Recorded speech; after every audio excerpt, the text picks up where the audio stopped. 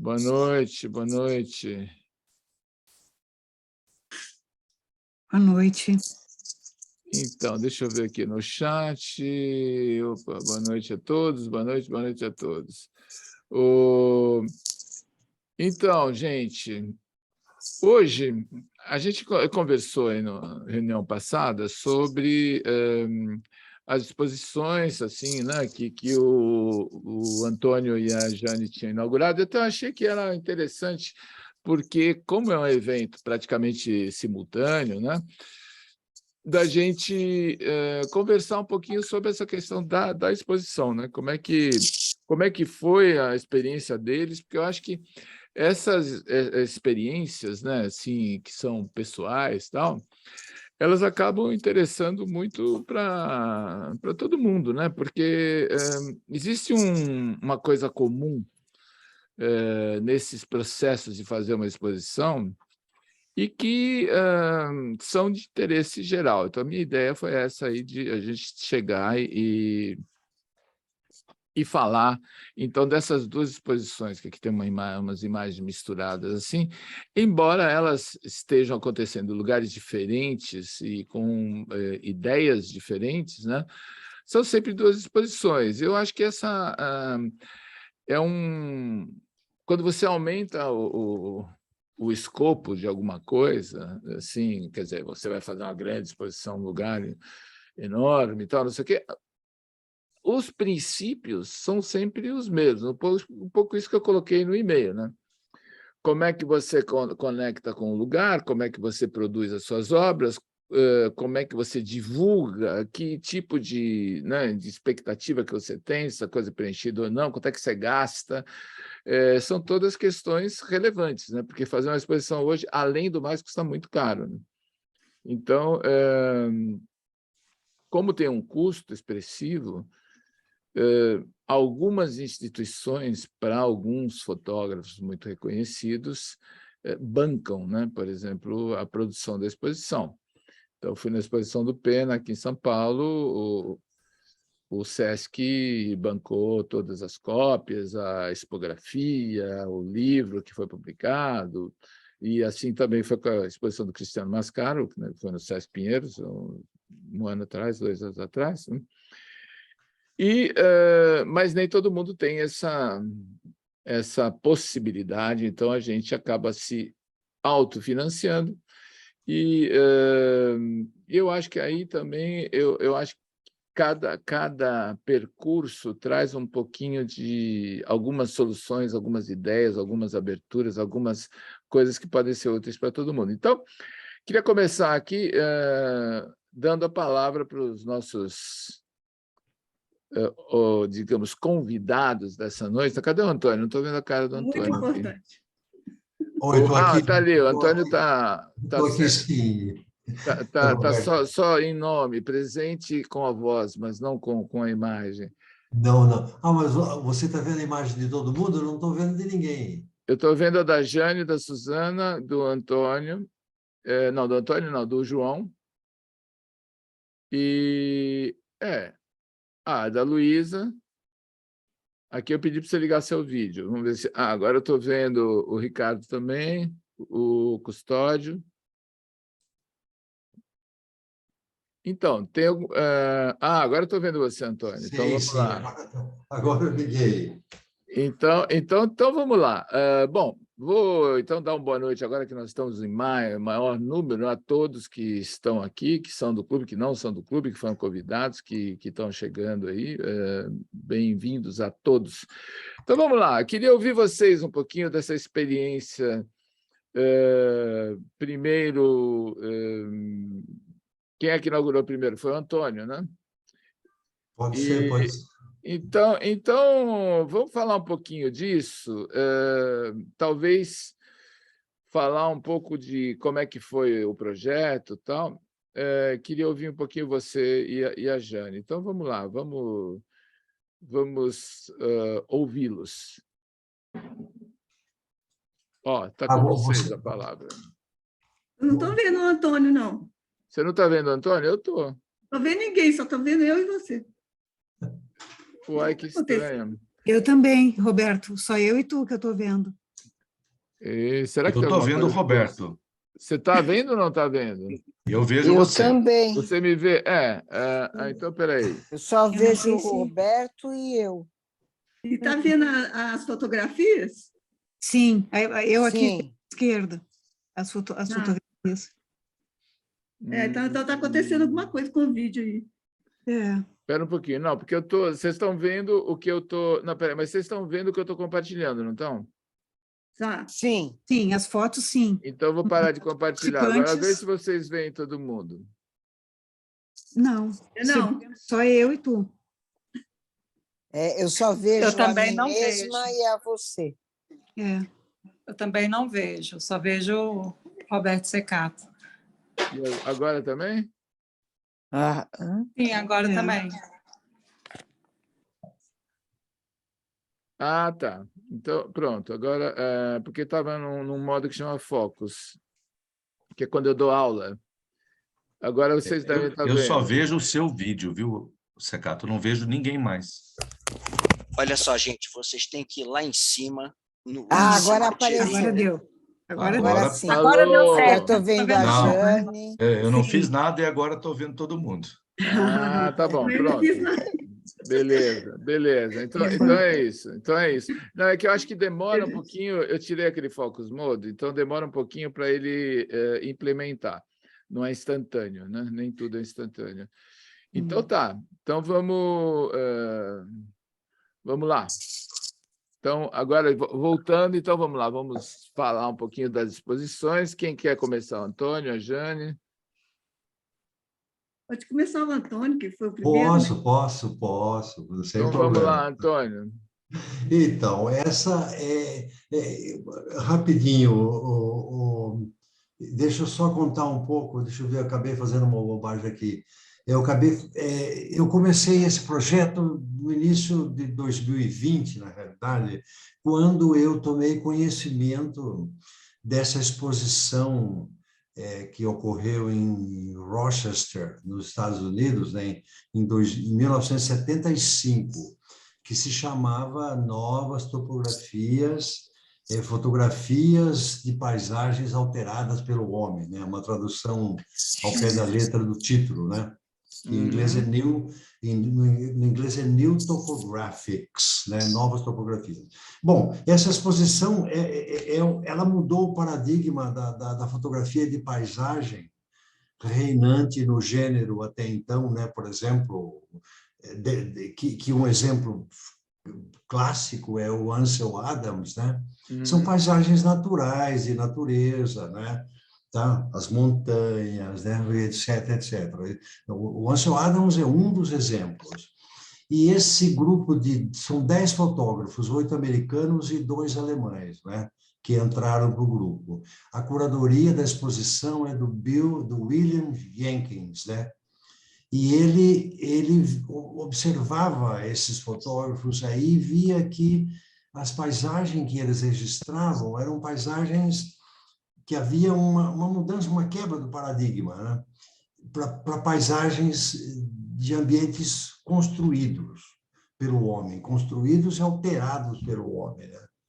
Onde a presença humana não existia, a presença humana física de pessoas, mas só os ambientes alterados, né, pelo homem, né? Tá? Então, sei lá, eram ruas vazias, né? Edificações, né, tanto urbanas como em áreas rurais, fora de zonas urbanas, né? Postos de gasolina, e assim por diante, né? Um monte de paisagens arquitetônicas, na realidade, né? Sabe, bem vernaculares mesmo, né? E essa é a tônica do projeto. E eu, lógico que estudei esses 10 fotógrafos, ainda continuo estudando, continuo lendo muita coisa, tenho comprado alguns livros deles, né? E comecei a fotografar nessa linha, com esses pressupostos na cabeça, né? E o resultado é isso que vocês vão ver aí nessas fotografias que eu passei ao Roberto e que estão expostas aqui, agora, a primeira exposição, né, desse tema está sendo no Centro Cultural da USP, da Universidade de São Paulo, aqui em São Carlos, e que vai abrir no dia 15 de setembro, vai até 17 de outubro. E aí depois ela já vai percorrer os 4 campi da UFSCar, dos centros culturais dos campi da UFSCar. Tem em São Carlos, Sorocaba, etc, etc. São 4 campos aí espalhados pelo estado de São Paulo, né? E a proposta minha da exposição, eu quis fugir, depois a gente pode detalhar isso, sabe, Roberto? Eu quis fugir da exposição clássica com fotografias impressas em papel, algodão importado, fine art, com tinta mineral, com pigmento mineral, né? Eu fui para o tecido. Fui para o tecido porque eu visualizava essa exposição como uma experiência imersiva, que as pessoas pudessem caminhar. Eu dependurei essas fotografias em 4 fileiras, né?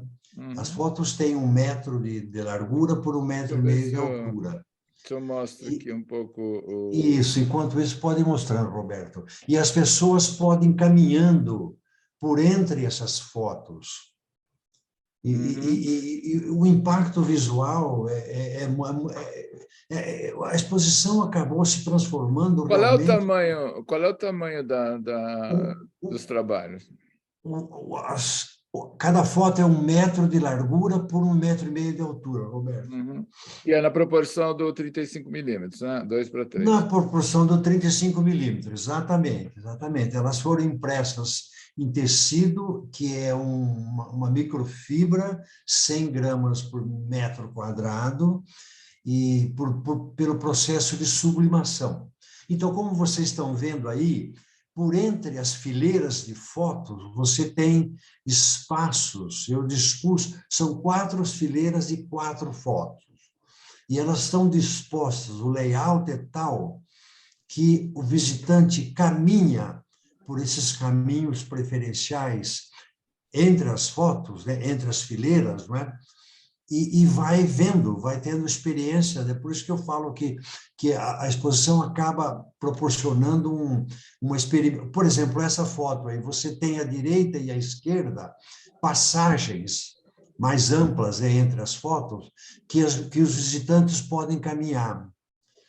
Então, por isso que eu falo que o layout da exposição acabou proporcionando uma experiência imersiva bastante interessante. Eu tenho tido uma resposta muito boa. Deixa eu perguntar uma coisa.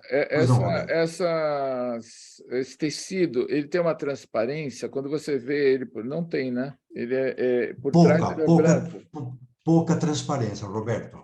Pouca. Eu optei por esse... porque os outros, por exemplo, tem um voal que você realmente... É um véu, é um voal. Você praticamente vê tudo do outro lado. Aí quase você não vê. Como você pode ver. Porque dá para perceber que você não tem muita transparência. Quer dizer que a pessoa que foi para lá, ela está caminhando, mas quando ela volta, ela vê quer dizer, uma superfície branca do lado de uma superfície branca atrás. Tá. Exatamente. E fundamentalmente é isso, que seja, o importante aqui por exemplo, a minha paixão por essas estruturas arquitetônicas, né, que eu encontro, né, no interior do estado de São Paulo, no interior do Brasil, né? Hoje eu comecei como o interior do estado de São Paulo e expandi para várias outras localidades no Brasil já, né? Dominantemente Minas Gerais, pelo interior de Minas Gerais. E o custo também, né? O custo é relativamente muito mais barato do que do que você imprimir em papel, né, em fine art, por exemplo, com pigmento mineral, emoldurar, né? E Porque aí não é você só... também resolve vários problemas, né? Você não tem o problema do suporte, você não tem o problema da moldura. Quer dizer, Não tem o suporte problema de...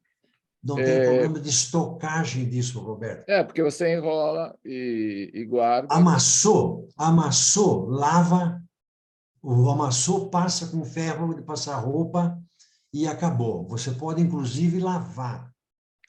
Então, eu acho que aí tem algumas soluções hoje, alternativas, para quem quer imprimir trabalho, que são Uhum, interessantes, porque, na verdade, o que acontece, sobretudo no Brasil, né, que a gente está sempre assim na vanguarda do subdesenvolvimento, então está sempre com esse problema de câmbio, falta de material, custa tudo muito caro, porque já as tintas para impressão de papel fine art fora do Brasil custam caro. Aqui no Brasil é improponível, é uma coisa absurda. Então, eu conheço alguns laboratórios grandes que os proprietários eles viajam para os Estados Unidos e voltam com um monte de papel, um monte de coisa, porque para fazer aqui é quase uhum, impraticável. uhum. Então, o que acontece? Existem alternativas, por exemplo, que a gente falou aqui, me vem em mente, pensando nesse teu projeto aqui, o que o Arnaldo Papalardo fez com a loja que ele abriu aqui em São Paulo, onde ele oferece cópias, não me lembro exatamente o tamanho, mas tem um tamanho razoavelmente bom para você botar uma foto na parede, sei lá, 60 de largura, uma coisa assim, que custam R$ 400. Quer dizer, esse custo foi porque ele imprimiu num processo de impressão na Ipsis, que é um Uhum. processo que é mais industrial, mas ainda controlável para poucas cópias, e conseguiu ter um custo baixo de impressão, e ele vende essas imagens que ele vende assim, ele vende sem assinatura e sem numeração. Agora eu pergunto, uma pessoa que gosta de uma imagem do Arnaldo, quer ter na parede dele, se for numa galeria comprar uma foto dessa dimensão dele, custaria no mínimo 10 vezes mais caro. Agora, quem quer ter uma foto dessa em casa, que pode ter por R$ 400, é muito interessante, porque provavelmente essa pessoa não Lógico, gastaria lógico. R$ 4.000 para comprar Uhum, uma imagem. Isso são uhum. colecionadores, são poucas pessoas que investem tanto assim. Então, hoje, acho importante a gente procurar alternativas de distribuição do nosso trabalho que viabilizem não só a distribuição do material, como a possibilidade das pessoas terem acesso também. Então, achei muito interessante isso aí. Mas vamos fazer o seguinte, eu vou meio que mediando aqui para a gente ir... Lógico, Eu Roberto, por gostaria de favor. fazer um pouco de bater bola com vocês dois, porque... Lógico, por Então, vou favor. passar para a Jane e depois a gente volta aqui para você. Lógico, Ela com certeza. apresentar um pouco o processo aí da exposição dela, como é que foi, como é que começou. Então, vamos lá, Jane, conta aí para a gente. Boa noite a todos. Primeiro, eu queria agradecer ao Roberto, o tanto de oportunidade que o Roberto está me oferecendo, e também o pessoal que está querendo me escutar. Eu falei lá no Zap, lá do clube, que é um antagonismo, né, Antônio? Um Antônio com uma experiência imensa, e eu, como minha irmã fala, eu sou corajosa. Mas eu queria só contar um pouquinho de uma história pequenininha minha, mas que o Roberto me orientasse aí na condução das conversas, porque tudo é primeira vez, né? Não primeira vez que eu faço congresso, falo em palestra, mas nessa área, né? Então, queria que o Roberto me conduzisse. Mas é só contar um pouco que tem mais de 15 anos que eu sou interessada em fotografia, mas não é a minha primeira profissão. E esse ano, por circunstâncias, eu tive mais tempo e eu falo que é um ano sabático, mas eu tenho um amplo arquivo, né? E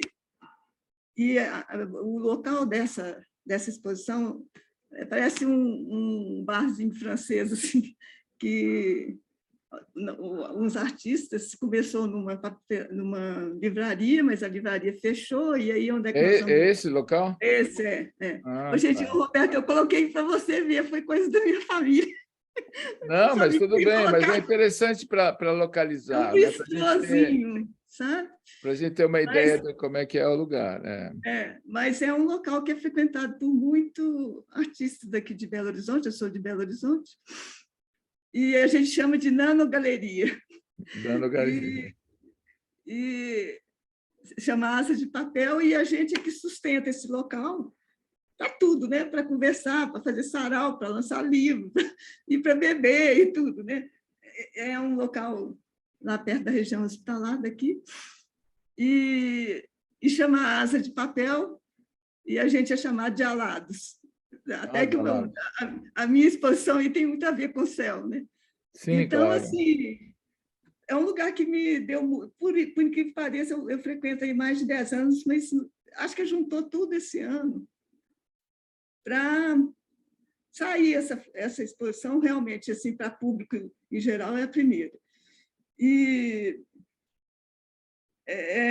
esse trabalho, eu comecei com a mentoria do Roberto, porque eu tenho um trabalho que chama No Caminho Belo Horizonte e No Caminho do Rio, porque eu tenho um apartamento no Rio também. E aí eu vou com o celular andando para cima, para baixo, porque realmente com a câmera a gente fica um pouco receosa, né? Mas quando o Roberto viu, ele falou das imagens que estavam muito interessantes, mas que a qualidade estava péssima. Então eu tive que retornar tudo, mas aí tentei iluminação, o sol, não sei o quê, mas deu tudo certo. Então agora é com você, Roberto. Na verdade, então, você está falando desse aspecto agora, dessa conversa que a gente teve. Eu queria só esclarecer o seguinte, que porque a Jane começou a mentoria e trouxe alguns trabalhos muito interessantes, mas eram feitos com celular. E, fazendo com celular, às vezes ela fazia um recorte na imagem do celular. Então, o celular é um instrumento maravilhoso para a gente fotografar quando tem ali, né, vê alguma coisa interessante, está com o celular no bolso, faz, ótimo, tudo bem, mas não quer dizer que o celular possa, digamos assim, ter um refinamento daquilo que concerne a linguagem fotográfica, no sentido de, por exemplo, você fazer se você quer pegar um detalhe de uma fachada com o celular, você vai fazer uma foto aberta, ou mesmo com a tela do celular, às vezes você vai ter que pegar um pedacinho daquela imagem e ampliar. Aquilo não funciona se você quer fazer depois uma imagem grande, né? Então, o que eu disse para a Jane é que ela tinha um olhar interessante, boas ideias, uma capacidade de observação grande, mas a qualidade da imagem era muito pobre. E isso é um pecado. Aliás, agora, nessa turma que está acontecendo agora de mentoria do portfólio, tem uma outra aluna que eu falei a mesma coisa para ela ontem. Eu falei, você tem um trabalho Obrigado, muito Roberto. interessante. Isso foi muito importante você falar, porque eu tenho a câmera, né? E essa câmera é a mais antiga. Agora eu já tenho uma top, né? Que você conhece, né? Então, eu falei para ela a mesma coisa que eu falei para você. Eu falei, está na hora de você comprar uma câmera. Realmente, porque a qualidade da percepção que ela tem de luz, de enquadramento, tudo é muito interessante. Só que você vai olhar a imagem, você amplia, a imagem do celular nem sempre suporta essa ampliação, né? Então, eu acho que aqui, por exemplo, e por que eu digo, mas a imagem granulada não pode ser? Pode ser, claro que pode ser. Só que é uma estética que, muitas vezes, ela não condiz com o sujeito que você está tratando. Por exemplo, essa imagem aqui, né? A fotografia, ela tem uma coisa que é esse poder da ilusão, né? Por mais gráfico que seja isso aqui você já perde a noção do edifício, você entra numa questão de linha, de reflexo, de cor, etc., mas você ainda tem a percepção da qualidade da superfície, da luz, uma coisa que, digamos assim, dão um caráter fotográfico para as coisas, né? Então, eu acho que, nesse sentido, foi seguramente importante, porque acho que dificilmente você conseguiria fazer essa exposição com a qualidade que ela tem se você não tivesse mudado o seu instrumento, né? Então, acho que esse... E eu acho, assim, guardadas as proporções, sempre vale a pena você fazer uma exposição, mesmo pequena, mesmo... aliás, eu acho sempre mais interessante fazer uma coisa pequena antes. Porque, seja pequeno que grande, você vai ter quase que sempre os mesmos problemas. Entendeu? Então, você estando com uma coisa pequena, é mais circunscrito, né? Você tem, proporcionalmente, coisas menores para lidar no sentido quantitativo, mas talvez muito parecidas no sentido qualitativo, né? Muito bem. Sobre as suas ampliações, você me falou do laboratório que ampliou para você, como é que é? Tá, né? Sim.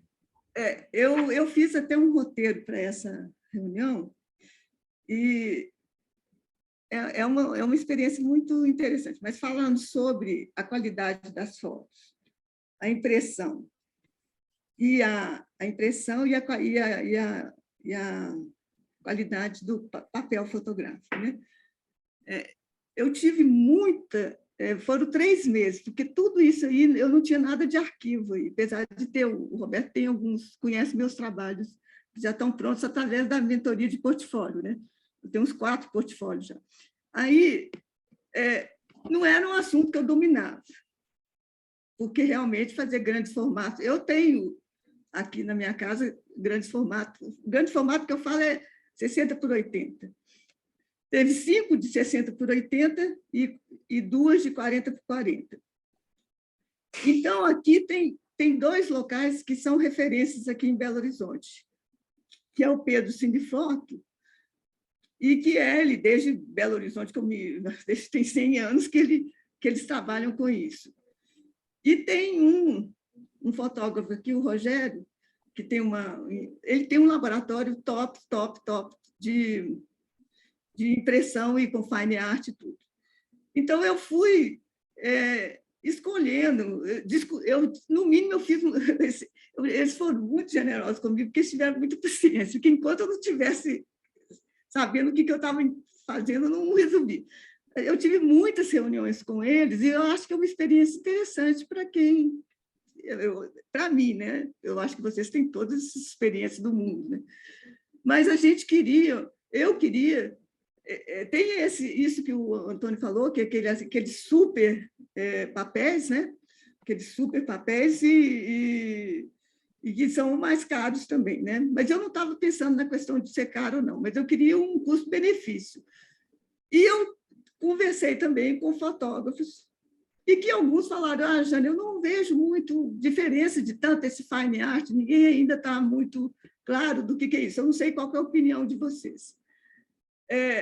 Na questão do tratamento e dos cortes, eu tenho um professor aqui que ainda me ajuda nessa questão do Photoshop, né? E o Roberto também, o tempo todo, eu passei tudo para ele. Foi assim, Roberto, foi com ajuda. Agora, o que eu acho, do que eu cheguei à conclusão, eu não fiz o fine art, não. Primeiro que eu não sou uma pessoa ainda... Eu acho que, de uma opinião, eu até gostaria da opinião de vocês, de uma opinião de alguns fotógrafos aqui, eles falaram: eu prefiro ainda o papel fotográfico, que não é esse. Então, eu fiz com o papel de Photomat 200 gramas. E eu gostei da impressão deles, né? E a questão dos cortes eu fui discutindo com você, né, Roberto? Sim, exatamente. Aliás, eu vi aqui que tem eu acabei de reparar que aqui tem... Você me mandou as fotos. Essas fotos aqui, a ampliação tem um outro corte, né? Aqui. Que teve hora que, por causa da questão do tamanho do 40 por 60, por quê? O que você está falando aí? Estou falando aqui, ó, por exemplo, né, que essa imagem ela tem um corte bem diagonal aqui, né, que divide ela... Mas isso eu queria mesmo. Então, mas aí na exposição ela está diferente. Está vendo que tem uma parte aqui que a mais e aqui também. Ela está mais quadrada. Ah, sim, teve, foi. Foi por causa de uma questão que a gente teve que ajustar lá. Mas eu achei que tinha ficado bom, entendeu? Você acha que alterou? Não, eu só notei agora, porque você falou do corte, eu reparei que elas têm outra proporção. Na verdade, quando você usa, existem formatos de papel fotográfico que são padrão, né? Então, no caso, por exemplo, do papel ainda fotoquímico, você tinha 20 por 25, nos Estados Unidos, no Brasil era cortado diferente, era 18 por 24, depois tinha 24 por 30, 30 por 40 e 50 por 60. Só que se você pegar, por exemplo, um papel 50 por 60, ele não dá a proporção 2 para 3, que é do 35 milímetros, né?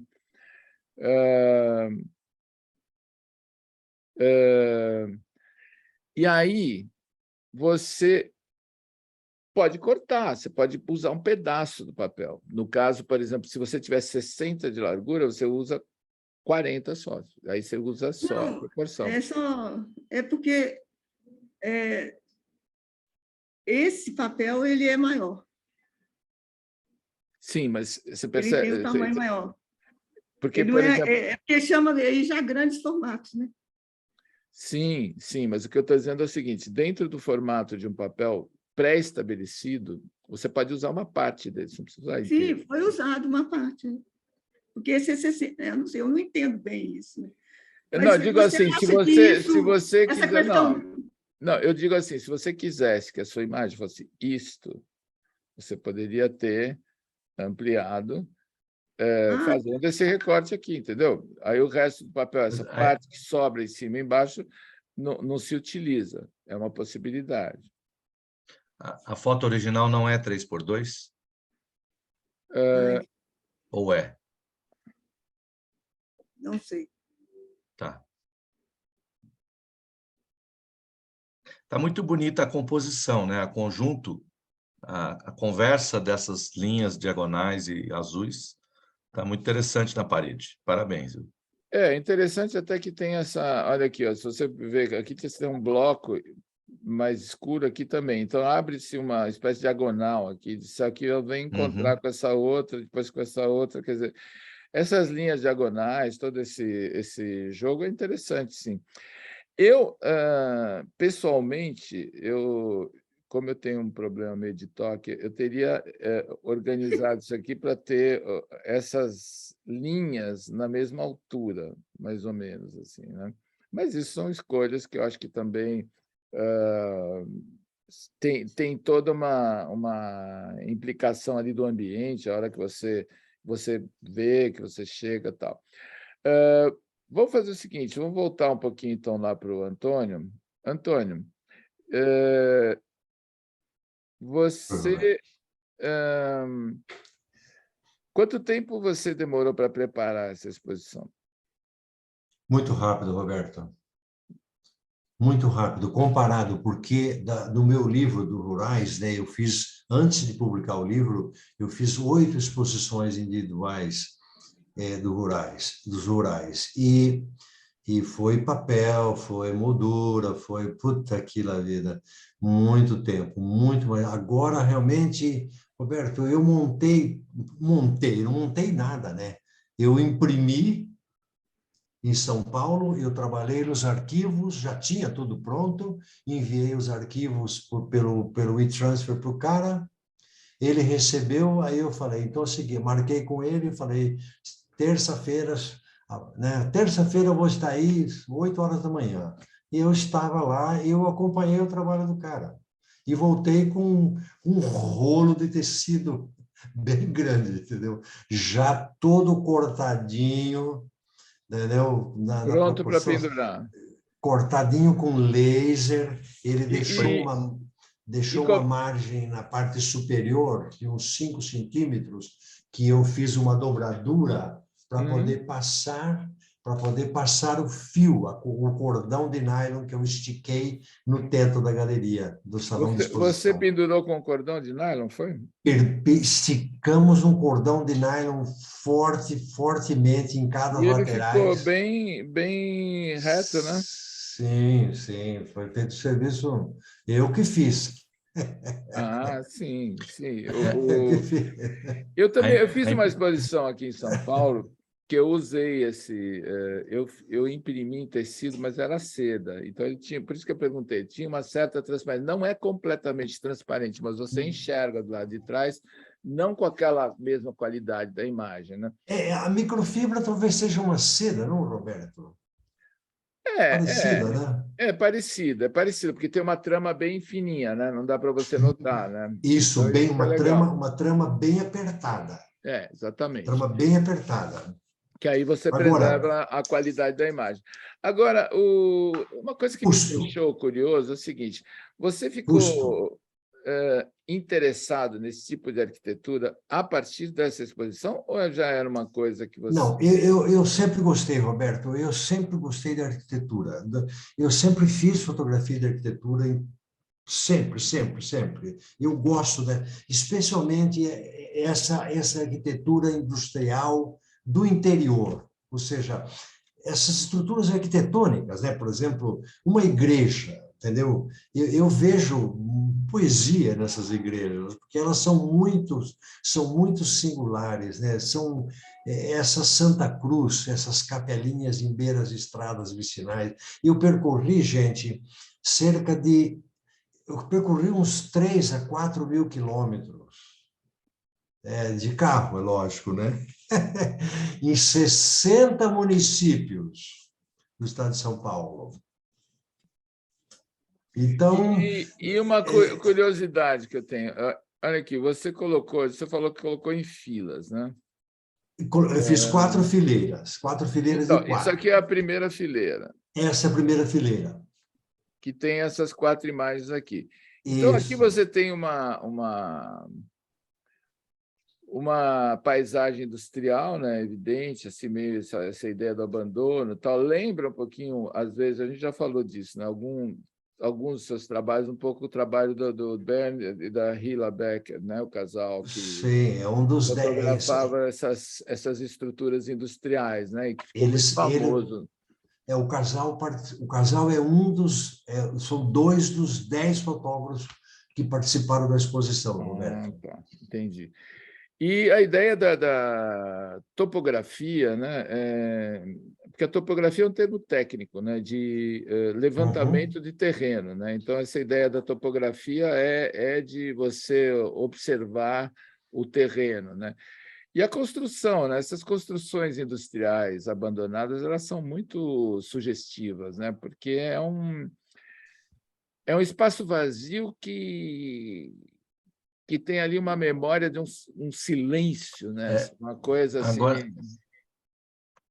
Agora, elas eram realmente abandonadas ou elas nos passam apenas essa sensação? Essas estruturas aí, João, são de uma usina abandonada, uma usina que é no município de Jaboticabal, e a grande Raizen, né, que é uma multinacional poderosíssima de usinas de açúcar e álcool, eles abandonaram essa usina e construíram num outro município vizinho, a Jaboticabal, uma usina super moderna, né? Então, Roberto, isso que você falou, essa sensação de vazio, de solidão, E essa é particularmente impressionante, né? Porque parece parte de uma prisão aqui, essas coisas jogadas no chão, assim, lembra um pouco assim uma ideia de corpos, né? Eu não sei, eu estou viajando, cada um, mas acho que tem uma coisa meio Carandiru aqui nessa imagem. Muito bem posto. É isso mesmo. Aí, ó, a segunda fila você colocou já essa outra... Essas fotomontagens. Essas fotomontagens que você está desenvolvendo agora, né, na nossa consultoria. Isso lembra Blade Runner, Mozilla? Lembra o mundo distópico, não sei. Né? É verdade. Sim. Meio Blade Runner, meio Metrópolis. Sim, lembra. Incrível, Moacir. Lembra. Incrível Olha. a qualidade da tonalização que você conseguiu aí, muito interessante. Também acho interessante isso que você notou, João. Sabe por quê? Muito bom. É um tom que ele não é sépia, porque o sépia dá uma ideia meio triste de coisa. É curioso, porque aqui tem uma coisa, mais exalta um pouco esse aspecto metálico, né? Mas também... Isso aí é edição no FX lá, não, Mozetão? Isso. João, acho que é Lightroom aí, João. Lightroom? Acho que é Lightroom, acho que é. Tá. É o Lightroom puro, talvez com aquele Silver, como é que chama, João? Silver FX. Isso. Elas são imagens que vamos supor, elas estão longe. O apelo artístico da imagem, Roberto, dessas imagens, é outro, não é? Não é aquela imagem com o foco perfeito, uma resolução infinita, não é? Em que você vê mínimos detalhes. Não é. O objetivo dela... O próprio processo introduz uma espécie de... Um ruído. Falar se é de ruído, exatamente. Um ruído. Mas eu acho que essas sobreposições aqui, do jeito que você está fazendo, elas são muito sugestivas, porque essa ideia dos planos sucessivos que se sobrepõem é uma coisa um pouco ligada também com a memória, né? Com a coisa dos estágios, né? De alguma coisa que vai evoluindo no tempo, né? A memória é um pouco assim, né? Que a gente vai ter dessas camadas, né? Essas coisas que se sobrepõem. Então, acho que aqui tem uma poética que ela, digamos, leva para um outro nível aquilo que está na primeira fila, né? Agora vamos passar para a terceira fila. Deixa eu ver aqui. Ó, aqui é curioso porque aqui sim parece muito o trabalho do Bernard e da Hilla, né? Quer dizer, no sentido de que tem um rigor, assim, uma espécie de limpeza visual, né? Assim, você está muito concentrado no elemento específico ali, né? E nesse caso aqui as caixas d'água, né? Ou essas torres de observação, que aliás tem uma aqui muito engraçada, porque o negócio tem um tubo central que está defasado, tá vendo? Como se ele tivesse sido deslocado, assim, né? Porque a estrutura, na verdade, é essa treliça que está externa aqui, né? Sim. Então, é interessante porque você começa com uma coisa mais complexa, que são aquelas instalações industriais. E por que é complexo? Porque tem toda uma estrutura lá. Aí você passa por uma coisa muito, como eu posso dizer, quase onírica, né? E aí você volta para uma coisa muito essencial, muito mais limpa visualmente. Depois, surpresa total, vamos chegar aqui nas igrejas, né? E dentro das igrejas, essa daqui, eu acho que ela lembra bastante essa ideia aí da fotografia clássica de paisagem americana, né? Porque pela definição, pela separação tonal, né? Lembra um pouco assim essa ideia até do Zone System e tal. E aqui você vem numa coisa muito bucólica, assim, de campo, né? Uma coisa quase que tão longe daquele universo da primeira fila, né? Que eu fiquei um pouco surpreso de ver essas coisas juntas. Como é que você encaixa essa religiosidade com a porque a memória, indústria... porque elas pertencem à memória do interiorano, Roberto. A memória de quem nasceu, quem viveu no interior, né, do estado de São Paulo e de outros estados também, né? Tem isso na memória muito, muito vivamente, entendeu? Mas não tem isso. Não tem isso, não tem isso, não tem isso. São coisas que estão... Ou seja, tudo isso... Um dos 10 fotógrafos do movimento Novas Topografias é o Frank Gogh. E ele é um cara que ele fala, eu até uso algumas palavras dele no Artistic Statement da exposição, em que ele fala que essas estruturas arquitetônicas que a gente vê, Roberto, elas não estão dissociadas da paisagem, né? Sim, claro. Elas não estão dissociadas da paisagem. Elas guardam uma memória do lugar, né, das pessoas que ali vivem, né? Não, de certa forma, elas são parte da paisagem. São parte da paisagem, ou seja... como fazem parte da paisagem. Agora, eu acho interessante o fato de você ter colocado esses estágios, né? À medida que a pessoa passa por uma coisa, depois vê outra, depois vê outra.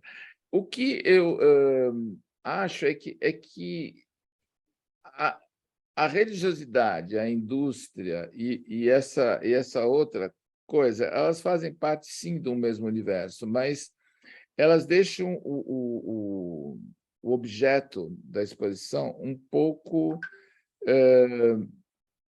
não tão evidente, assim, entendeu? Não se percebe muito bem aonde que você quer chegar, porque eu acho que... Ô, Antônio, posso perguntar uma? Claro. Pois não, Gélia. Eu acho que essa sua aí das indústrias é um reflexo do século XX, né? Da questão da globalização, né? Da alteração, isso está né? acontecendo no mundo inteiro, né? Da alteração. Essa foto que o Roberto está mostrando agora é o Centro Cultural da USP, aqui de São Carlos. Sei. Tá. É legal, né? Bonita arquitetura, né? Bonita arquitetura, bonita arquitetura. Aqui o pessoal respira muita arquitetura aqui em São Carlos, Roberto. Ah, legal. A arquitetura é muito forte. Então, Roberto, Oi. Roberto, Oi. você quer... Não, se você quiser continuar, depois eu pergunto. Não, pode falar, pode falar. Não, é porque eu tive uma dúvida na questão das molduras, porque eu vi, teve a exposição aqui do José Roberto Bazul, né? Uhum. E que ele estava só no fuan e no papel fotográfico, né? E ficou linda, ficou muito minimalista a montagem, né? Ah, do Bazul? Bazul, né? Não sei se vocês viram já, é sobre um poema. Eu não conheço o trabalho dele, mas não vi essa. Esse é um trabalho poético de um poema do Emicida. As pessoas que levantam cedo para trabalhar e o sol nasce depois, né?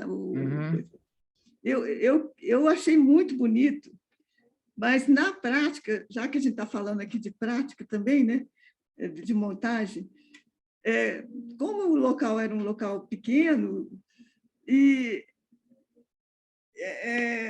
não tinha a mínima condição de fazer uma foto sem proteção. Porque parece que está mais em moda você deixar a foto do jeito que ela é, né? Olha, deixa eu falar uma coisa, desculpe te interromper. O que está em moda é uma coisa que é absolutamente irrelevante, né? No sentido da prática artística, porque moda, a tendência do momento se tiver que escolher, escolha aquilo que não é a tendência do momento. Faça uma coisa diferente. Não vai... Porque é que nem chegar no restaurante e falar o que sai mais aí? Isso tem mais sentido até, né? Porque o que sai mais, a comida está mais fresca. Mas no caso qual que vende mais? Não, talvez eu tenha me expressado errado. Não é isso. Eu vi... fica muito bonita essa montagem só com papel. Mas eu não me senti segura E achei que também eu coloquei uma moldura muito minimalista, né? E que tem que ter a maneira correta de colocar foto e moldura, né? Uhum. Então, eu queria colocar isso, porque fica muito frágil. Não, ao meu ver, a sua escolha de moldura foi perfeita com a natureza das fotos, com as imagens, né? Porque eu acho que, quer ver? Eu acho que exatamente, porque é um trabalho muito minimalista, então tem que ser uma moldura também que interfere o mínimo possível. Mínimo possível. E ela fez parte, inclusive, olha essa quadrada do meio aí, que a moldura aparentemente tem a mesma espessura essa aí, por exemplo, né? Uhum. A moldura parece que fez parte agora, entendeu? Eu, por exemplo, não gosto de moldura. E já fiz várias exposições onde o trabalho está montado em cima de uma superfície de suporte, assim, né? Chama Fuan, né? Pode ser esse Gator Foam, ou pode ser alumínio, ou pode ser outra coisa, mas já fiz vários trabalhos que a foto está completamente exposta sem vidro também, né? Porque o vidro protege a foto, mas ele também introduz o reflexo, que é uma coisa desagradável. Então, é uma escolha sempre difícil. Depois, vidro antirreflexo é caríssimo e não sempre resolve o problema. Então, é uma escolha. Você deixa lá sua foto exposta ali sem nada que proteja ela pode ser danificada. Agora, desse ponto de vista, como você falou, você tocou na questão do papel fotográfico e papel fine art, o que acontece? O papel fotográfico, ele, teoricamente, tem uma vida mais curta. O papel fotográfico vamos chutar aí uns 15, 20 anos para ele começar a perder um pouco a cor, esmaecer, etc. Mas, dizem, mas não provam, que o papel fine art dura 200 anos. Ninguém tem uma cópia de fine art de 200 anos para me mostrar. Isso que me falaram até também. hoje. Mas os laboratórios, não sei o quê, eles fazem teste com UV, blá, blá, blá. Só que a superfície do papel fine art é de uma fragilidade assustadora. Se você passar o dedo em cima de uma cópia fotográfica, ou se cair alguma coisa em cima, você consegue, às vezes, até limpar, entendeu? Você consegue, às vezes, até... E o negócio fica lá. Tem uma estrutura física muito mais resistente do que um papel fine art. O papel fine art é extremamente delicado. Tem algumas, por exemplo, algumas ampliações que eu tenho aqui, que eu fiz com o preto fosco, que se você passar o dedo ali ou passar com a unha sem querer, acabou a foto, entendeu? Com foto de 1 metro por 1,5 metro, você joga fora. Por isso o vidro, né? Eu acho, o Por vidro isso para o vidro. proteção. Mas, por exemplo, pode ser... Eu, por exemplo, acho que quando eu faço um trabalho que tem uma característica que eu busquei, que é de ter um preto super fosco, que não tem nenhum tipo de reflexão. Quando eu boto um vidro em cima disso, acabou a minha escolha estética, entendeu? Então, eu prefiro não botar. Eu não boto nem vidro, não boto nem spray para proteger. Vai estragar? Pode estragar, mas é uma escolha. Então, eu acho que assim... Existem muitos trabalhos na história da arte que são frágeis por a própria natureza. Eu acho que a gente não tem que...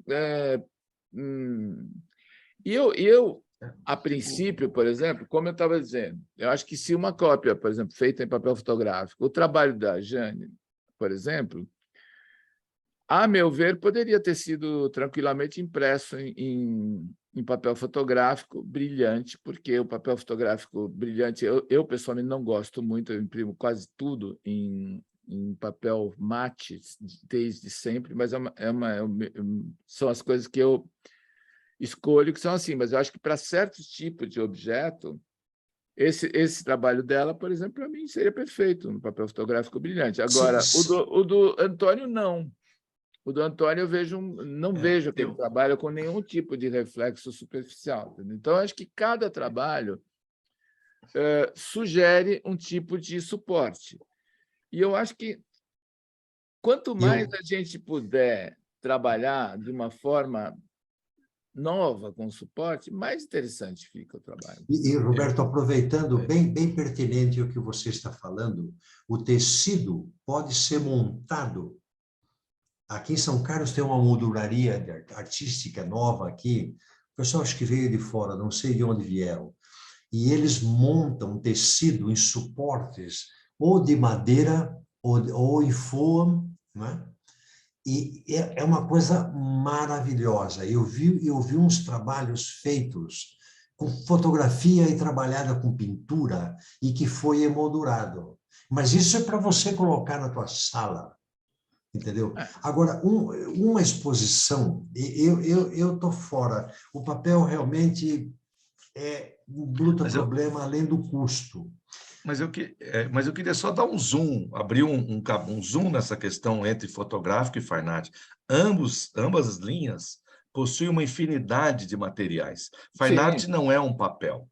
Fine art é todo um processo e baseado em papel de algodão. Mas, por exemplo, se você pegar a linha da Canson ou da Rame Miller, eu tenho fotografia impressa em papel, que chama-se bambu, por exemplo, né, com fibra de bambu, é fine art, etc., porque a foto... aquela textura que aquele papel me entrega faz parte da estética. Então, não limitemos a fotográfico e fine art, porque essa linha fotográfica da Canson tem várias particularidades também. Então, eu acho que deve fazer uma imersão, quando você teve a oportunidade, né, Jane, de estar nesses printers aí, dependendo de qual você entra, o que eu vou em Campinas, o Antônio Mosento conhece, o pessoal que a gente conhece lá, eles têm uma infinidade de possibilidades dentro do fine art. A qualidade da impressão, que está baseado também na tecnologia da impressora, na pigmento mineral, ela é surpreendente, a olhos vistos. Então, claro que não quer dizer uma exposição, mas não dá para... Não é só o custo, sabe? Não é só a longevidade. Eu acho que tem outros aspectos que podem fazer parte da escolha, da decisão final, entendeu? Meu pensamento, né? Não, então, não, sem dúvida nenhuma, você tem razão. Mas é isso que eu estou querendo dizer. Você tem, hoje, muitas opções de como ampliar um trabalho, de como expor um trabalho. A primeira vez que eu vi um trabalho exposto assim, de maneira pouco convencional, não é a primeira vez, mas um certo tipo de trabalho que você não imagina ver num certo suporte, numa certa situação. Por exemplo, foi quando acho que a primeira vez que eu fui no Festival de Arles, em 95, na França, tinha uma das coisas que tinha lá era uma instalação do Helmut Newton, e eles tinham que chamava Big Nudes. Tinha umas fotos de mulheres nuas, né, assim, que devia ter uns 6, 7 metros de altura, no exterior, impresso sobre plástico, né? Aí você fala, pô, mas vou ver o Helmut Newton. É muito interessante, porque tinha essa ideia do Big Nude, então Big Nude é big mesmo. Então, a dimensão do trabalho, ela também cria um certo tipo de relação com o espectador que tem uma sua propriedade. Isso não quer dizer que todo trabalho grande é trabalho bom. Isso não tem nada a ver. Eu acho que também tem alguns trabalhos que são pequenininhos, assim, que você vai olhar de perto e fica apaixonado. Então, gente, a gente, quando faz uma exposição, tem que pensar assim, o que a gente quer dizer com essa exposição. Isso que é a coisa mais importante, né? Eu queria, no meu caso, causar impacto visual, Roberto. Ou seja, lógico que por trás tem toda a questão onírica da paisagem, toda a questão histórica, da memória minha, dos lugares, dos objetos, né? Mas o primeiro efeito que eu queria era impacto visual. E isso eu consegui, porque tem tido uma resposta muito boa. Ou seja, está condizente com o que eu imaginava, né? Então, e aí, como é que foi? Isso aí que eu gostaria de ouvir de vocês, assim, como é que foi a receptividade do trabalho, assim, como é que as pessoas receberam? Roberto, você perguntou aí qual que era o meu foi um encantamento com as fotos, entendeu? Eu não consigo ainda definir. Eu acho que você escreveu até coisa que eu nem sabia de mim mesmo. Mas, assim, foi um encantamento mesmo, um sonho. E eu acho que eu levei isso. E muitas pessoas falaram isso na hora lá, apesar de ser um espaço pequeno, que elas estavam viajando no céu lá, voando. Então, eu fiquei confiante com o trabalho. E isso é muito bom, você chegar num expor, você está confiante. É o que eu consegui fazer e é isso, acabou. E acho que ficou vai ter crítica logo, não estou falando que não. Mas olha, isso que você falou agora é muito interessante, porque este dado é fundamental, entendeu? Quando você faz uma coisa, realiza, materializa, tudo muda de proporção na sua cabeça, na cabeça dos outros, etc. Então, sabe, você vai uma exposição, seu próprio nome já diz, você está se expondo, não é que você está expondo só o trabalho, você está se expondo, porque você, evidentemente, se expõe a apreciações, a críticas, e isso é normal. Agora, é interessante porque aí a fotografia cumpre uma função que é primária, que é de comunicação, né? De criar uma conversa, né? Que seja através do trabalho com as pessoas, né? E ligada à sua visão do mundo. Então, acho que essa é uma das coisas mais interessantes que a fotografia pode trazer, né? Que é de você criar relações baseado naquilo que o modo que você enxerga o mundo, literalmente, né? E tem uma coisa, eu sei que talvez possa ter pessoas mas a maioria que é com muita experiência, mas foi fundamental para mim. Eu não sei trabalhar sem conversar. A minha vida inteira eu trabalhei com equipe multidisciplinar, não consigo. Então, assim, foi fundamental para mim as pessoas, eu e eu tive uma receptividade muito grande aqui em Belo Horizonte, sabe? Algumas pessoas eu não conhecia, foi muito importante eu construir esse trabalho, crescer esse trabalho com a visão dos outros juntos. Eu fui construindo agora é esse trabalho. Pronto. Agora, eu não sei... Eu estou falando para a pessoa que não tem experiência, é muito importante chegar perto das pessoas que têm experiência. Em todas as áreas. Mas eu acho que é justamente aquela, como se diz, né? Qualquer viagem começa com um primeiro passo, um pequeno passo, né? Então, acho que cada passo que você dá agrega, né? E traz essa possibilidade de você, numa outra vez, você já começa de um outro ponto, de um outro patamar, porque você já aprendeu coisas, você já realizando, você viu quais são... Porque tudo que a gente vai fazer é diferente daquilo que está na nossa cabeça. E por isso que é interessante fazer as coisas, né? Porque quando você vai realizar, você percebe os problemas, as limitações, enfim, toda uma série de questões que você não prevê antes. Então, cada exposição é um aprendizado, né? E para você, Antônio, como é que foi aí a recepção da sua... Boa, Renato. Boa, Roberto. A abertura tinha lá, creio que umas 30 pessoas, inclusive uma colega, a Andréia, eu não vou me atrever a pronunciar o sobrenome dela, é uma professora... Ela está aqui, eu não sei se ela está presente aí, Andréia. Parece tá que não. A Andréia esteve presente lá, foi muito legal. Ela e um companheiro dela, um namorado dela, foi muito bom. E, Roberto, agora eu tenho já um debate, uma palestra e um debate na arquitetura aqui da USP, marcado, outro no SENAC, o SESC também esteve presente, estão interessados, talvez leve a exposição para lá, entendeu? Então esses são os desdobramentos interessantes, né? Isso que eu ia Muito, dizer muito agora, legal. né?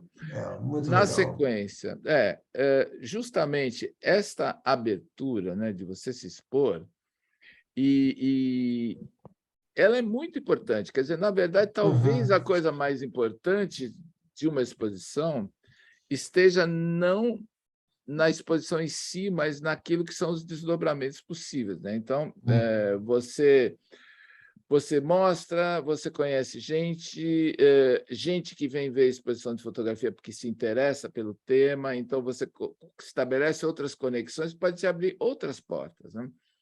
E, desse ponto de vista, eu queria dizer para vocês, como as exposições, uma das coisas, digamos assim, complicadas de fazer uma exposição, que a exposição, em geral, dura muito pouco, né? Em geral, as pessoas vêm na inauguração, depois fica lá as moscas, mais um mês, e não sei como é que é em São Carlos, talvez por ser um campus, ou no caso da Jane, por ser um café, as pessoas circulam mais. Mas uma coisa que eu vejo acontecer aqui em algumas galerias mais dinâmicas aqui de São Paulo é que, durante o período de uma exposição, a galeria marca encontros com o artista, entendeu? Então, esse sábado, o Antônio ou a Jane vão estar na galeria fazendo uma mostra guiada ou conversando sobre o trabalho. Tal. As pessoas gostam de encontrar, entendeu? O autor. Gosta de conhecer. Isso é uma oportunidade de você, eventualmente, encontrar alguém que queira até adquirir o seu trabalho, entendeu?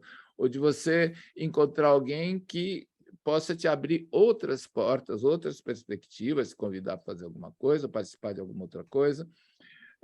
Eu acho importante aproveitar esse tempo da exposição, que é tão efêmera, para programar coisas desse tipo, entendeu? Porque é muita energia, né, que você põe ali no negócio para fazer a exposição. Eu já estive lá 3 vezes já, Roberto, com visitas guiadas. Então, é ótimo isso, está vendo? Eu acho que é muito legal. Usar os canais de divulgação seus e da galeria ou do espaço onde você está expondo, para chamar as pessoas para virem lá, para conversar, porque, na verdade, é para isso que você fez a exposição, né? Porque se a gente vai na inauguração e some, ela dá menos retorno, digamos assim, do que poderia, né? O Roberto, o desdobramento meu foi no local... antes, tem uma cafeteria... A Mineiro tem mania de cafeteria. Você tomou o seu, por acaso? Tem uma cafeteria aqui que é um charme total, sabe? E num local muito, muito, muito assim... vai ser a novidade do momento. Ela foi aberta na pandemia, já expandiu. E aí a dona já me chamou. Eu falei com o meu curador lá, eu vou de qualquer forma. Está certo ou errado, eu vou. Não quero nem saber. Isso é claro, é claro. Aí, essa cafeteria...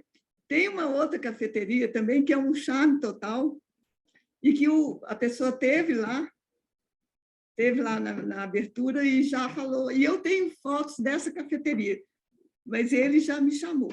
E uma outra livraria me pediu também para... Eu não sei, eu vou guardar. E essa live também foi um desdobramento, né? Então, essa live também é um desdobramento. Nunca fiz live na minha vida. Exatamente. Você está vendo? Então, é isso que eu digo.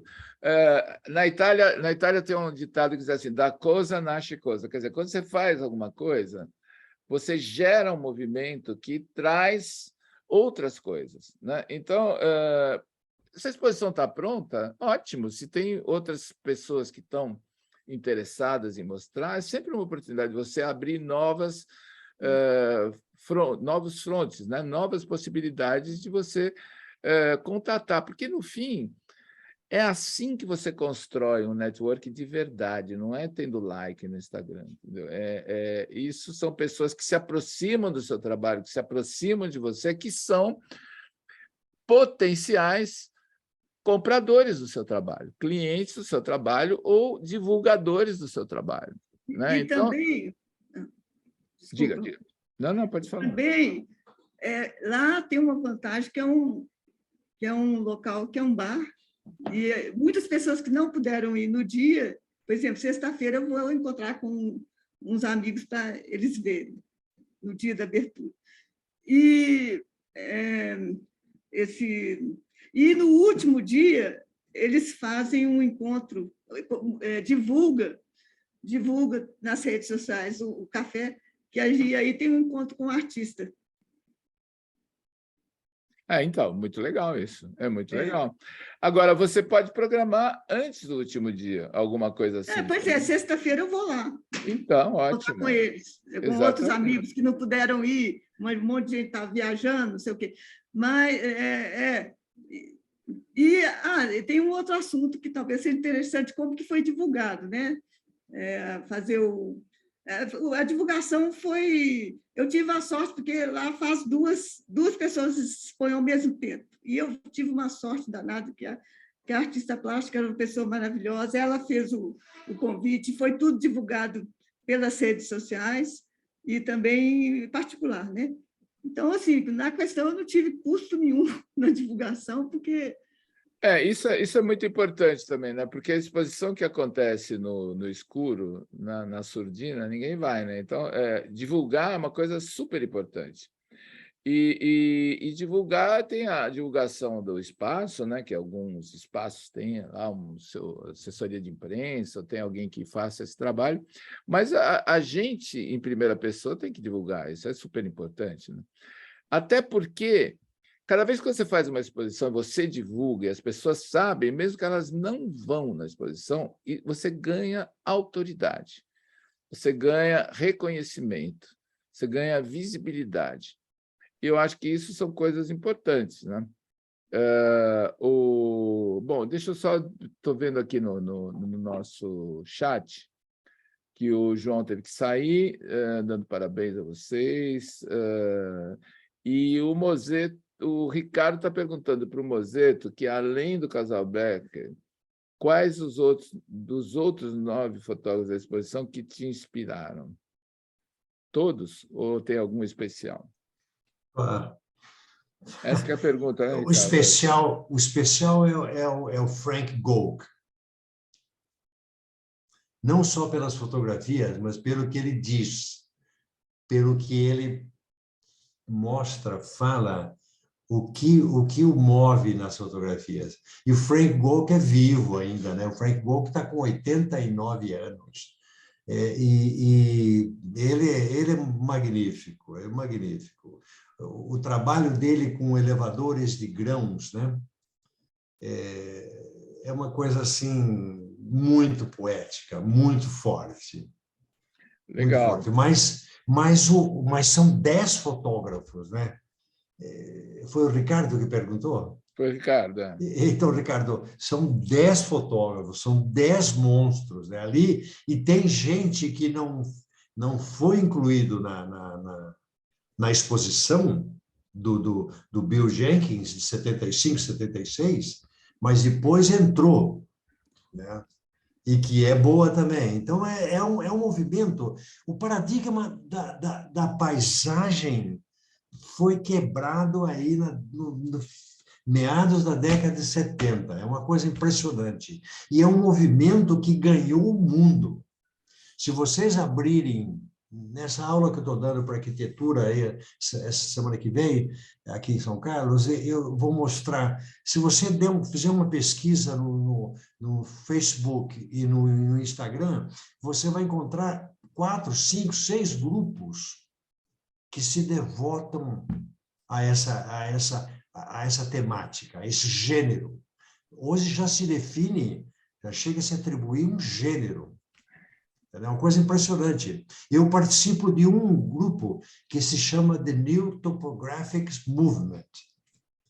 São ingleses e americanos, né? E é um grupo muito ferrenho, com regras extremamente estritas. Então, as regras para você postar uma fotografia e ela ser aprovada pelos administradores é bastante forte, é uma coisa interessante. Então, eu estou vendo aqui, né, essa exposição de 1975, né,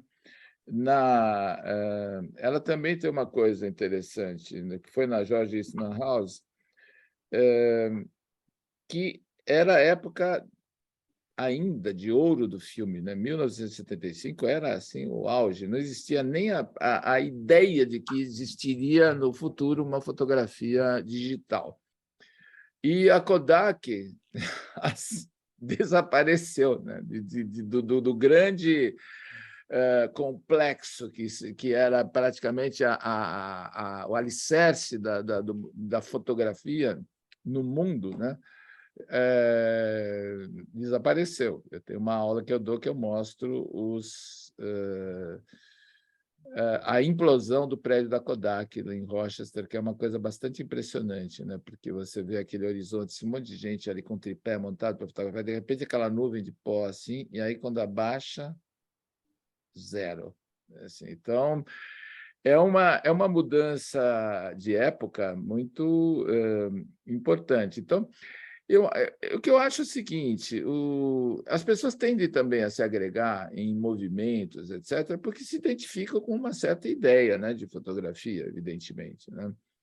Agora, a paisagem, se você for olhar assim, ela já teve quebras de paradigmas 100 anos atrás, quando Stiglitz fez os equivalentes, entendeu? Fotografando as nuvens, e depois você tem as paisagens do Ernst Haas ou do Minor White, que eu acho assim absolutamente maravilhoso, assim, né? Porque ele vai retirar das coisas uma ânima, né? Uma coisa, uma Teve outras força quebras, sim. interior, né? Então, Paul Caponiegro, nós temos aí um histórico, né, de fotografia de paisagem e também de paisagem industrial, né? Como é que tem um outro fotógrafo mais contemporâneo que agora não me lembro o nome, mas de qualquer maneira, o tema da gente aqui da exposição, né, que eu queria agradecer vocês aí de terem trazido aqui essa experiência, porque eu acho assim, é muito mais interessante a gente conversar sobre coisas reais do que a gente ficar se inspirando naquelas eternas fantasias, né, da exposição de não sei o que, tal. Então, eu acho que vocês, cada um no seu âmbito, né, conseguiram fazer uma coisa muito interessante, que, sem dúvida nenhuma, vai trazer frutos, porque você coloca em movimento uma outra dinâmica com o seu trabalho, quando você expõe. Então, eu queria ver aqui se alguém tem alguma questão para colocar. Eu poderia pedir para a Andréia falar um pouquinho? Andréia. Fala, Andréia. Oi, Andréia. pessoal, boa noite para todo mundo. Boa noite, Andréia. Olha, foi muito bonito, está muito bonito lá. Uma coisa a gente vê a foto, né? Ver a foto através da foto e ver pessoalmente, tá muito interessante, muito interessante. Grande, porque como ele falou, tá grande, né? São painéis de 1 metro por 1,5 metro, então a gente ainda aí já parece assim que já são como que fala assim, são construções enormes, né? Então, se a gente olha na fotografia pequenininho, a gente, eu não sei assim, o que eu senti na hora, assim, como colocar, sabe, assim, parecia que teve uma que me chamou muita atenção, que foi, acho que da segunda fileira, e eu fiquei olhando tanto, parecia que eu estava entrando, assim, sabe? Talvez fosse a imagem, eu me vi, sabe, assim, como se eu tivesse, assim, olhando aquilo lá, como se eu fiquei imaginando o que não estava na foto. Talvez fosse uma foto pequena, uma foto 10x15, eu não teria, sabe, dado aquela viajada por um segundo, mas foi porque me chamou tanto. Todas as fotos são lindas, mas aquela me chamou muita atenção e eu fiquei imaginando né, assim, o que tinha, sabe? Além do 1 metro e do 1,5 metro. o que tinha assim ao redor, e muito bonito. Um amigo meu foi comigo, ele gostou muito também das fotos, sabe assim, não tem muito o que falar, só dar os parabéns para o Mozeto, dar os parabéns para a Jane também. Obrigado, Andréa, obrigado. Muito Né? legal, muito legal. Outra coisa interessante, né, é que Obrigado, Andréa. você, André, você mora lá na região do Mora aqui em Antônio? São Carlos. Ah, você mora em São Mora em Carlos. São Carlos. Tá vendo? Olha Ela só. fica escondida aí, Roberto. Então, mas vocês veem que é muito legal isso também, né? Porque você acaba, às vezes, conectando com pessoas que você, né, nem sabia que estava ali tão próxima e tal. E isso é uma coisa legal também do clube, né? Acho que da gente ter esse nosso ambiente aqui, que funciona virtualmente, mas também funciona para alguns encontros locais, né?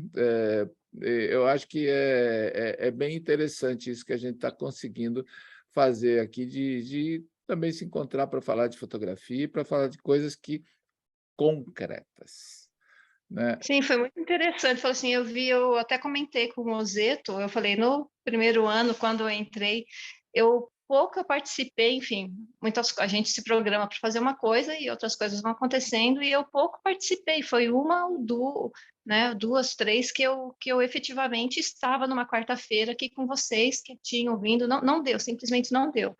Então, quando chegou, né, a renovação, foi automático, falei, agora eu vou, entendeu? Mesmo que eu vou ficar quietinha, vou ouvir, porque né, todo mundo que está aqui acho que é muito grande, então é tão gostoso ouvir, e eu sou muito agitada, então às vezes por isso que eu estou assim, hoje eu estou calma, que estou tranquila, um pouco dor de cabeça, e eu estou no escuro, por isso que eu não estou acendendo, não coloquei a câmera. Mas às vezes aqui eu estou ouvindo e eu estou fazendo alguma coisa, porque eu dou aula e eu fico sentada, né, com essa vida online, sentada o dia inteiro, então às vezes eu estou fazendo alguma coisa à noite, falo assim, em pé, fazendo alguma coisa, mas ouvindo, que parece que não, mas assim, se eu ficar sentada é mais fácil me distrair, entendeu? Entendi. Para ficar aqui mais tarde. E quando eu vi, sabe, sobre a exposição, eu falei, São Carlos me chamou a atenção, porque eu fiquei uma época que até assim, eu não estava entrando nem no grupo do WhatsApp, não dava. Eu falei, não, André, agora pelo menos queria vergonha na cara, uma vez por semana entra para ver. E eu acho que foi o momento certo, porque daí me chamou a atenção, né? Eu falei, São Carlos, será que ele é daqui? Que eu vi 16, né? 16, falei, agora eu tenho que ir, como que ele está aqui, como que eu não vou, né? Do lado de casa. E foi um prazer imenso ir lá conhecê-lo pessoalmente. Muito bem. Por isso, Roberto, por isso que eu gostaria de voltar a sugerir, vamos fazer uma reunião física, pelo menos uma vez por ano. Pois é, Agora, podíamos tentar esse ano, né? Agora a pandemia já se foi. Vamos todo mundo para BH. No café da Jane. Eu e a Selma e eu, nós vamos ser os... Beleza, vamos ver. Vamos ver depois aí porque agora tem Copa do Mundo e eleição, né? E Natal. Isso, mas ano que vem. O ano que vem podemos pensar. Podemos pensar. Acho que tem projetos interessantes para a gente fazer, sim. Aqui o mais importante... desculpe, Roberto. Pode falar. Aqui o mais importante em relação à arte é em Inhotim, né? Que é bem perto de Belo Horizonte. Exatamente. Agora, na questão gastronômica, queijo é lá junto com a Selma. Lá. Com a Selma, né? Ela até mandou aqui, durante a nossa reunião, uma foto super bonita que ela fez aqui na fazenda. E faz tempo que ela não aparece também, a Selma. Mas no grupo ela apareceu. Né? No grupo ela postou aqui, é verdade. Minha gente, então é isso. Agradeço a presença de todos vocês, foi muito legal estar aqui. Eu tinha realmente certeza que ia ser algo interessante, útil para todo mundo, espero que tenha sido. Obrigado a vocês, obrigado, Antônio, obrigado, gente. Obrigado, Roberto, obrigado, colegas. E foi muito interessante, foi muito bom. E parabéns para os dois, maravilhosas exposições. Me coloco à disposição, se alguém quiser imprimir nesse suporte em tecido e qualquer outro, eu já ganhei alguma experiência. O custo Que nós não ótimo. falamos, mas é muito mais baixo.